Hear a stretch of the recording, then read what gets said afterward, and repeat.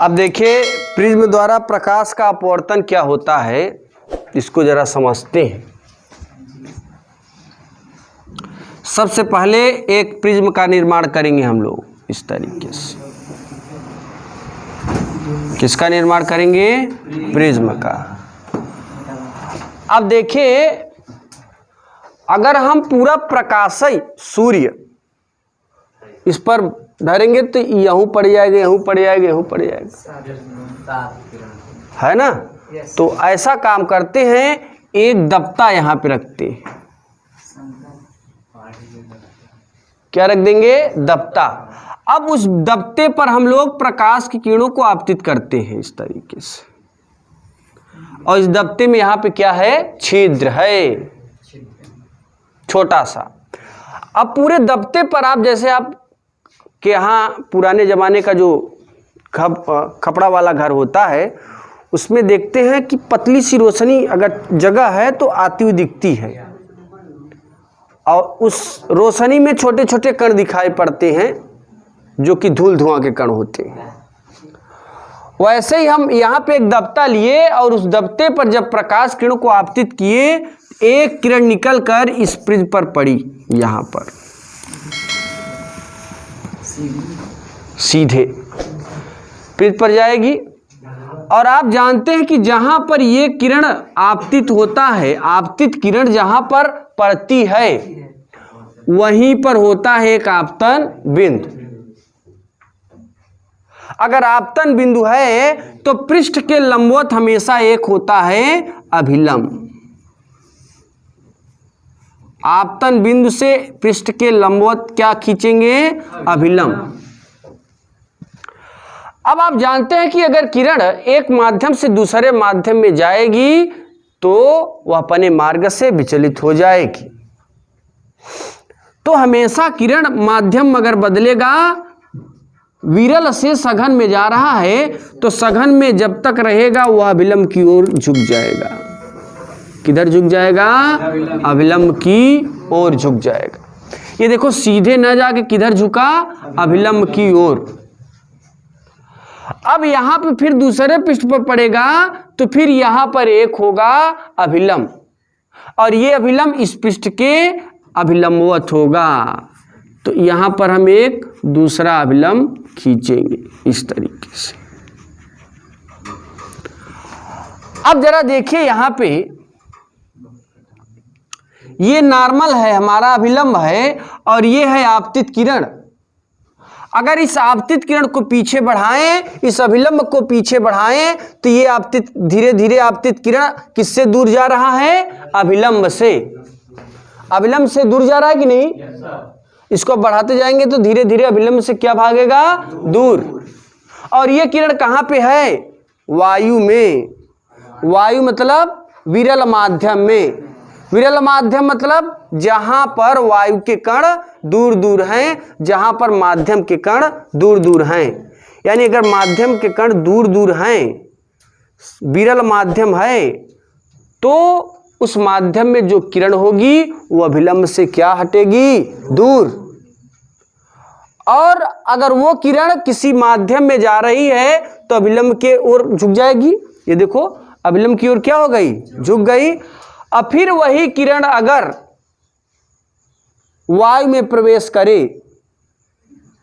वायु में जब थी तो अभिलंब से दूर थी, और फिर वायु में जब प्रवेश करेगी फिर अभिलंब से क्या हो जाएगी? दूर। वही क्रिया फिर से आ जाएगी तो ये सीधे ना जाके अभिलंब की ओर दूर हो जाएगी। अभिलंब से क्या हो जाएगी? दूर हो जाएगी। अब देखिए ये P Q R S, PQ एक आपतित किरण है, इंसिडेंट रेज, और QR एक अपवर्तित किरण है, रिफ्रैक्टेड रेज, और यहाँ पे जो RS है वो इमर्जेंट रेज है, निर्गत किरण। आपतित किरण अभिलंब के बीच जो कोण बनता है वो आपतन कोण है, इसे हम I से प्रदर्शित करते हैं। दूसरी चीज, आपतित किरण यानी ये जो किरण है और अभिलंब के बीच बने कोण को अपवर्तन कोण कहते हैं, इसे स्मॉल r से प्रदर्शित करते हैं। फिर ये जो यहाँ पे बनेगा इसे हम स्मॉल e से या फिर I डैश से, ये अगर r है तो ये हो जाएगा r डैश, ठीक है ना। तो यहाँ पे ध्यान देना कि अगर किरण जब तक वायु में है अभिलंब से दूर होगी, जब वायु में पहुंच जाएगी, माध्यम में पहुंच जाएगी कांच के अंदर, तो अभिलंब की ओर झुक जाएगी और जैसे ही वो बाहर निकलते फिर अभिलंब से दूर हट जाएगी।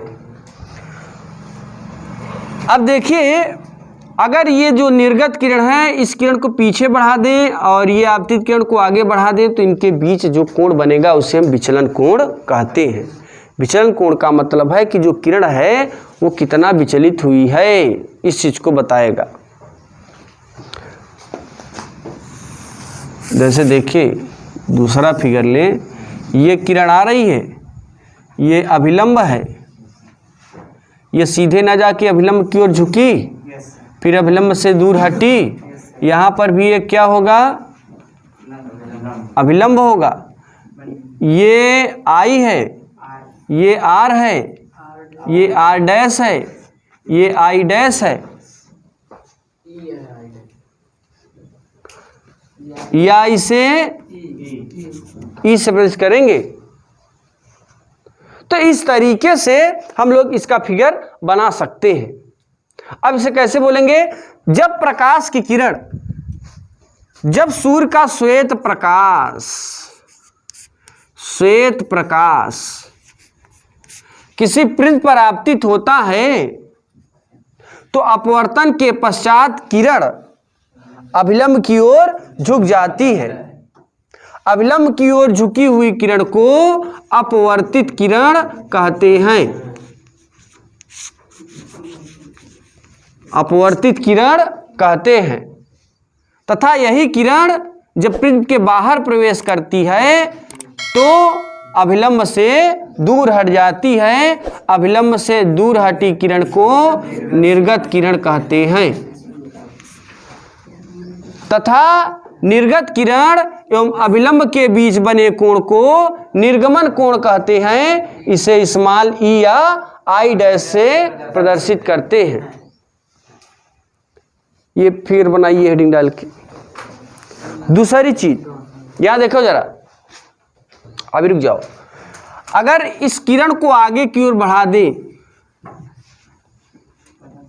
और इस किरण को पीछे की ओर बढ़ा दें तो इनके बीच जो कोण बनेगा उसे हम विचलन कोण कहेंगे और इसे डेल्टा से प्रदर्शित करते हैं। विचलन कोण को किससे प्रदर्शित करते हैं? डेल्टा से। एक और एक विशेष आपतन कोण के लिए, एक और एक विशेष आपतन कोण के लिए R बराबर R डैश, R बराबर कामा I बराबर I डैश, तो डेल्टा बराबर डेल्टा यम होगा। एक मतलब ये है कि जो डेल्टा यम है वो अल्पतम विचलन कोण है। अगर हम बोल देंगे कि एक और एक विशेष आपतन कोण के लिए, ये शब्द आ जाए कि एक और एक विशेष आपतन कोण के लिए, तो वहां पे R बराबर R डैश, यानी R बराबर I बराबर, ये गुण इसके गुण के बराबर है कि नहीं है? मैंने कहा ये किरण जो है अगर वायु में है तो अभिलंब से दूर हट रही है, ये भी किरण वायु में है तो अभिलंब से, तो जो गुण इसके अंदर है वही गुण, तो I बराबर I डैश होगा कि नहीं होगा? R बराबर R डैश होगा कि नहीं होगा? तो एक और एक विशेष आपतन कोण के लिए R बराबर R डैश कामा I बराबर I डैश एवं डेल्टा बराबर डेल्टा यम होना चाहिए।